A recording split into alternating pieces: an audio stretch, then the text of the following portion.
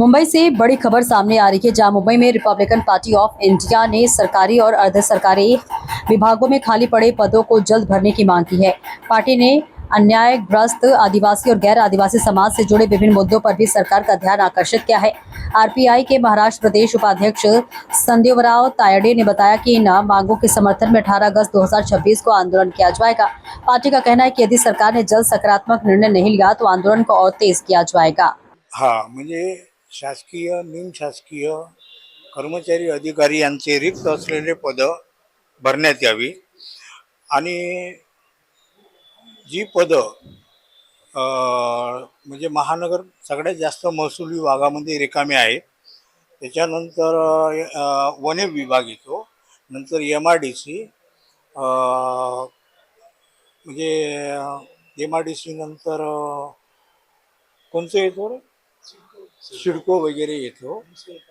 हा, आणि खास करून वने म्हणजे आदिवासी बांधवांसाठी जे आलेले आहे ते, तर हे रिक्त पद भरण्यात या.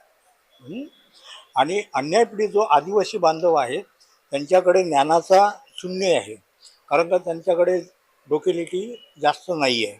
म्हणून त्यांच्या समस्यांकडे त्यांना गोल गोल गोल गोल फिरवतात. तर त्यांना गोल गोल न फिरवता मुदतीपूर्वी त्यांना न्याय मिळावा, आणि म्हणून मी 18 तारीख घोषित केलेली आहे. तर 18 तारखेला एक दिवसीय धरणे आंदोलन करणार. त्याच्यातून सरकारला जर जाग नाही आली तर मग खूप मोठा उठाव करणार. मग सरकार आणि मी आमोर समोर येणार. हा आंदोलनाचं स्वरूप कसं असणार आहे, म्हणजे नाही, ते आता नाही, म्हणजे आझाद मैदान नाही नाही, इथे 100 ते 150 लोक येणार, जास्त लोक आणणार नाही 18 तारखेच्या याला. मग त्याच्यानंतर म्हणजे हजारोनी संख्या येईल. आणि फक्त तुमचेच संघटनेचे लोक असतील किंवा काही अजून काही पक्षांचे लोक नाही, कुठल्याही आमच्या आमच्या पक्षाच्या व्यतिरिक्त कुठल्याही पक्षाचा समावेश त्याच्यामध्ये नसेल. फक्त Sahadevrao Tayde, Republican Party of India Maharashtra उपाध्यक्ष.